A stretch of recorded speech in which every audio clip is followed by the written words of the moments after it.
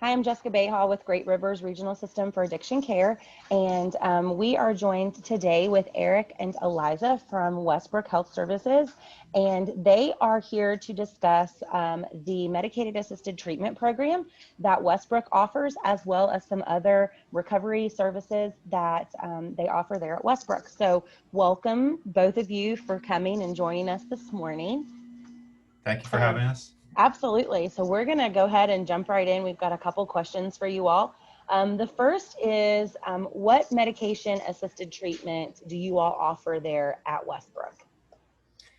So we have two types of medicated assisted treatment. The first one is Suboxone, and the second one is Vivitrol. So Suboxone is an oral under the tongue film that dissolves. It's taken daily. The Vivitrol is an injection that lasts 4 weeks. So they only come in once a month for the Vivitrol. They come in weekly to begin with for the Suboxone. So that's the two types that we have. The Suboxone is a partial agonist. So it fills the opiate receptors partly, not fully, like other opiates do. And then it also has the naloxone in it, which is an opiate blocker. And the one thing that we try to emphasize here is that at Westbrook, it's a one-stop shop. And so Suboxone, Vivitrol are only one portion of medicated assisted treatment. We also provide the entire scope of counseling, case management, and peer services to help keep somebody supported in medication-assisted treatment programming. That was my next question, was what does that program actually look like? So that's perfect. Just as the name implies, it is medicated assisted treatment, so that's only one portion of it. We do require that clients receive 4 hours of therapy per month in the program. They also get a minimum of 2 urine drug screens per month. And then we also do random prescription counts, so we can call them in randomly to just as a way to make sure that they're taking it as prescribed. So that is, but we do take a holistic approach to it. So, they work with a case manager. They have a treatment team. So, we want to make sure that they are taking the steps needed to, get back on track and assume, get back to where they need to be in their life. Absolutely. What are some myths that you guys have seen about medicated assisted treatment? There are a lot of myths, and I think the primary one is that if you are in a program for medicated assisted treatment, then you're not really in recovery. And of course, that's not the case at all. You can still be abstinent and taking medication for your recovery, as long as the client is taking it as prescribed and doing what they need to do for our program, the requirements. Then of course they're in recovery. And a lot of individuals that push back against medication-assisted treatment believe that you can't take a drug to get off a drug, and that we're just substituting one for another. And unfortunately, we can't provide treatment to someone who's dead. And this is the best opportunity for us to be able to intervene. In some cases, this treatment may be lifelong, but in others, it may just help them get to the next stage of treatment. And so it really is an individual process here for us that we try to match the client with the best treatment possible. That is wonderful. I do have a quick question that's going to kind of go in with the next question. Where exactly or what counties does Westbrook cover? We're in Tyler, Pleasance, Ritchie, Wood, Calhoun, Roane, Wirt, and Jackson. But our main office is in Parkersburg, And so the majority of our medication-assisted treatment is in Parkersburg, but we do offer some form or support for medication-assisted treatment in the other 7 counties.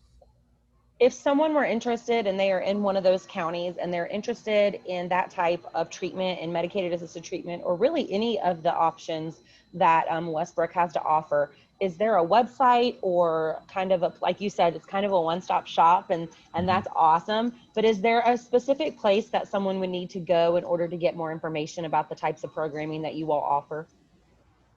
Definitely, our website is our best option. And so if you were to log on to www.westbrookhealth.org, it would take you right to our website, and it lists all of our programs, all of our contact numbers. And the individual does not have to directly contact us, though, too. We work with every hospital in those 8 counties. We also work with every one of the coalitions and family resource networks. And so really, we can assist in multiple different ways.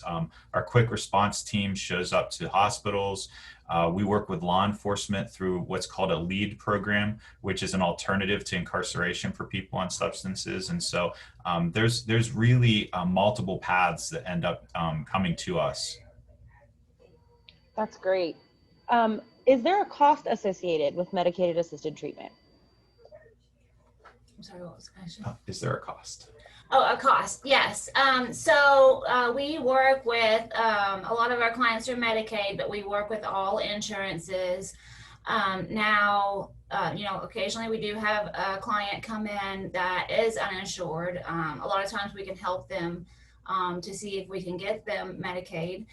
If not, we have grants and programs available that will assist with the cost of not just the doctor's visit, but we have a pharmacy here in the office, and we can even assist with getting their medications filled if needed. And we were just the recipient of a large SAMHSA grant for being a certified community behavioral health center. And one of the main tenets of that is no one's turned away. So anyone who comes through the front door, we will find a way, shape, or form to provide the treatment that they need and make sure that no cost is incurred. That is amazing. That is, wow, that's great, especially right now during all of this unknown, and Yeah. that's wonderful. What would you say a success looks like on the medicated assisted treatment program? What does that look like?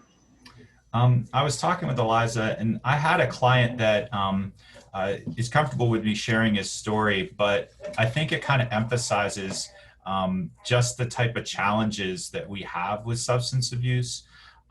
This was a police officer who was a mounted police officer and was thrown from his horse in the line of duty.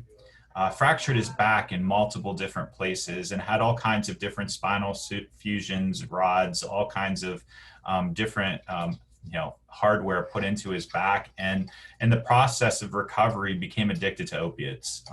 It started with Percocet, then it went to hydrocodone, and then he ended up even going to heroin because of the pain and suffering that he was going through. And so he ended up going to a Suboxone program and came into treatment really kind of unsure how he was going to function because he was always in constant pain. And so for us, medication assisted treatment with this individual provided the Suboxone that ultimately we could manage. And on top of that, he was always going to need some level of pain relief because the back injuries that he had sustained were not going to magically heal. And so from that standpoint, one of the benefits of Suboxone is that there is still some relief from the discomfort. And so from that particular situation, without this option, this man would either be putting himself right back into some form of drug abuse or in constant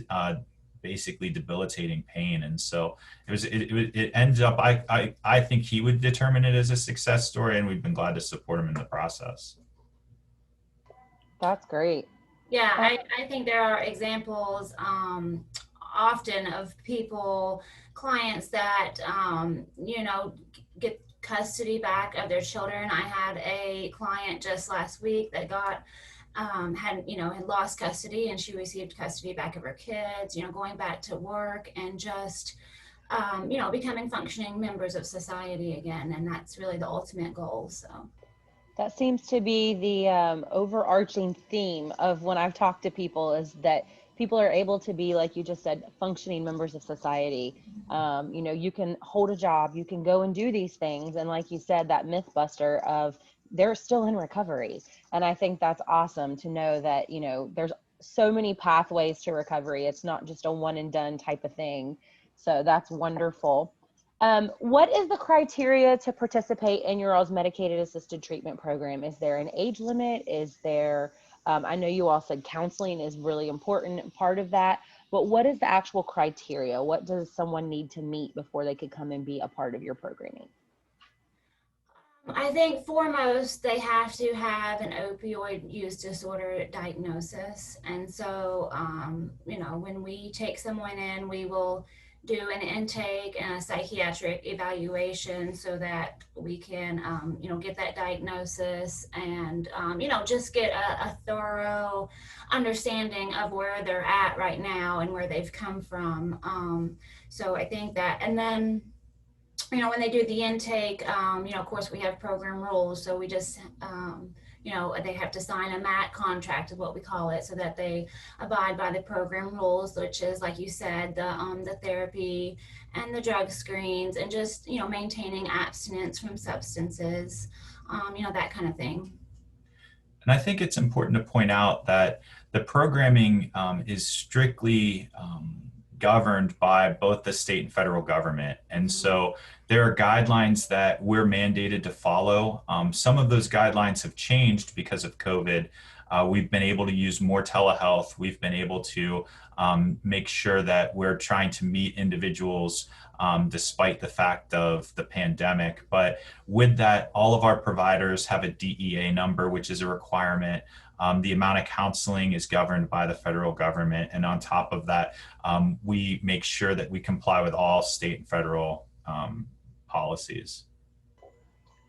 My last question is, apart from the medicated assisted treatment, are there other pathways to recovery that Westbrook offers?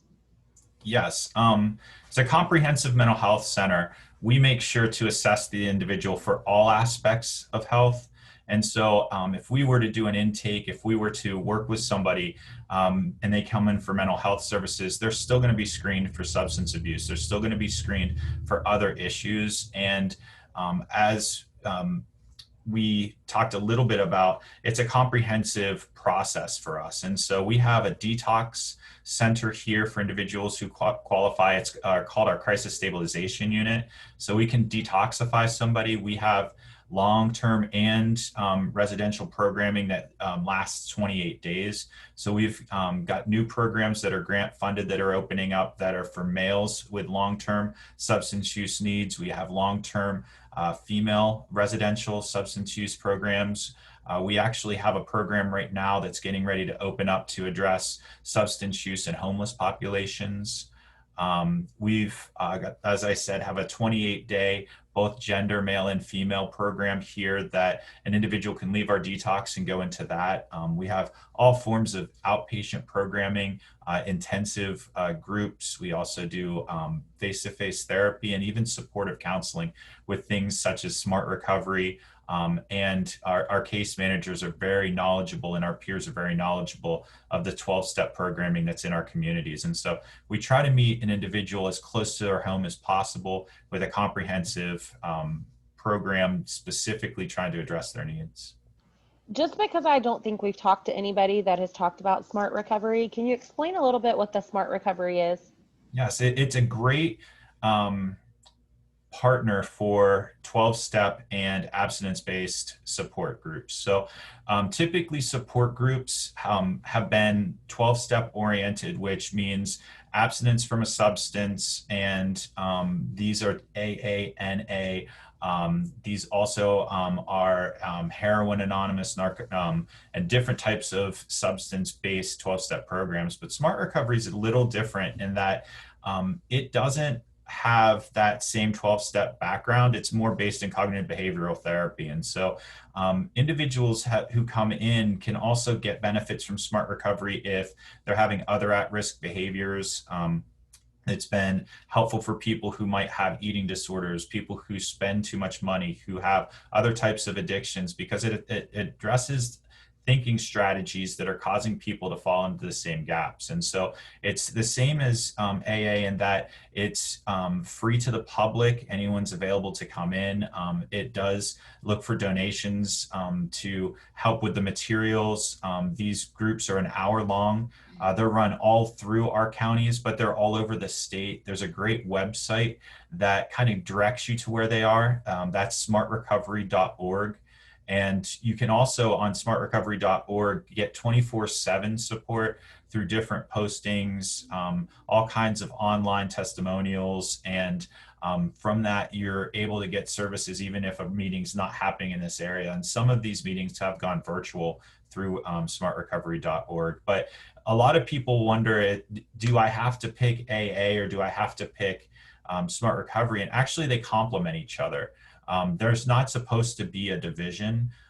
Really, they do help address individuals from two different areas. AA and NA definitely have more of a faith-based component to it than Smart Recovery, but both are really meant to give you a support system that can help you, especially when you're between therapy appointments or struggling at times where certain centers aren't open.